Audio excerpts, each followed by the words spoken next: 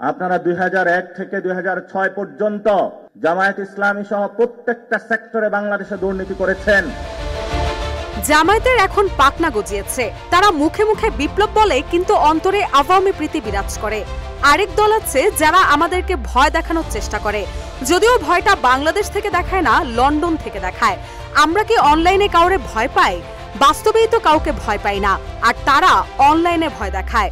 9 December জাতীয় যুবশক্তির প্রতিনিধি সম্মেলনে বিএনপি ও জামায়াতকে নিয়ে তীব্র সমালোচনা করে এমন মন্তব্য করেছেন এনসিপির মুখ্য সংগঠক নাসির উদ্দিন পাটোয়ারি। জামায়াতকে উদ্দেশ্য করে নাসির উদ্দিন বলেন, অতীতে তারা কিছু ভালো কাজ করলেও সেই সাফল্য বেশিদিন টেকেনি। ডাকসুর নির্বাচন শেষ হওয়ার 2 মাসের মধ্যেই তাদের মুখোশ উন্মোচিত হয়েছে। এখন তারা ঢাকা বিশ্ববিদ্যালয়ের ছাত্রদের ভোট নিয়ে হেলিকপ্টারে ঘুরে ঘুরে সারা দেশে জামায়াতে ইসলামী সংশ্লিষ্ট প্রোপাগান্ডা ছড়িয়ে বেড়াচ্ছে। এমন বিশ্ববিদ্যালয়ের প্রতিনিধিত্ব দেশবাসী কখনো চায়নি বলেও মন্তব্য করেন তিনি। বান্ডেল থাকলে প্রতি সেনমানিতে টাকা বাঁচবে। বিকাশ সেনমানি বান্ডেল কিনে জিতুন প্রতি লেনদেনে। এখন নতুন করে প্ল্যাটফর্ম বাগিয়েছেন যে তুমি ইসলাম নিয়ে অর্ধেক, আমি অর্ধেক। আগে হলো এক প্লেটে বসে খাইতো, এখন প্লেট ভাগ কিন্তু এক পাতিলে তরকারি।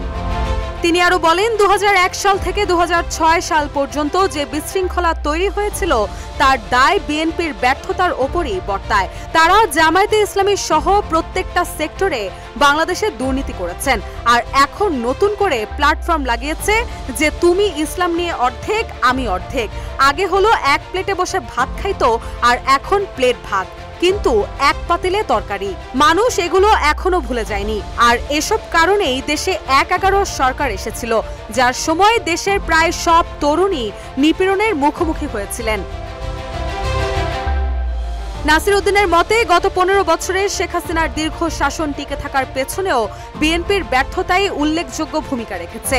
জিয়াউর রহমান রাজনীতিতে এসে রাষ্ট্রীয় যন্ত্র ব্যবহার করে বিএনপি নামক দলটা প্রতিষ্ঠা করেছিলেন, আর বেগম জিয়া জীবনের একটা সুযোগ দিয়েছিলেন, সেই সুযোগটা কাজে লাগাতে পারে নাই। আজও তারা একটা দলের স্ট্রাকচার গড়ে তুলতে পারে নাই। তাদের জীবনের লক্ষ্য হলো 300 গডফাদার দিয়ে কিভাবে পার্লামেন্টটা দখল করা যায়। তিনি দাবি করেন, আমরা যখন দেশের জন্য নতুন পথ তৈরি করতে চাইলাম, তখন তারা ইতিহাসের রং বদলে আবার সামনে এলো। এবার তারা তুলে ধরলো মুক্তিযুদ্ধের কার্ড। আওয়ামী লীগ এত বছর মুক্তিযুদ্ধের চেতনার ব্যবসা করেছে, আর এখন তারা নতুন করে চেতনার ব্যবসা শুরু করেছে। তিনি জামায়াতের উদ্দেশ্যে বলেন, তারা এখন নতুন করে ধর্মীয় চেতনার কথা বলে মানুষের আবেগকে কাজে লাগিয়ে জনগণকে বিভ্রান্ত করার চেষ্টা করছে।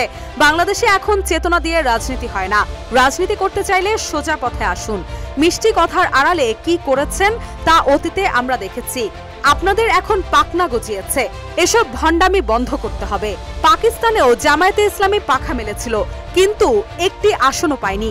নাসির উদ্দিনের অভিযোগ, গণ অভ্যুত্থানের পর বিএনপি ও জামায়াতে ইসলামী আসনের লোভ দেখিয়ে আন্দোলনের নেতাদের কিনে নেওয়ার চেষ্টা করেছে।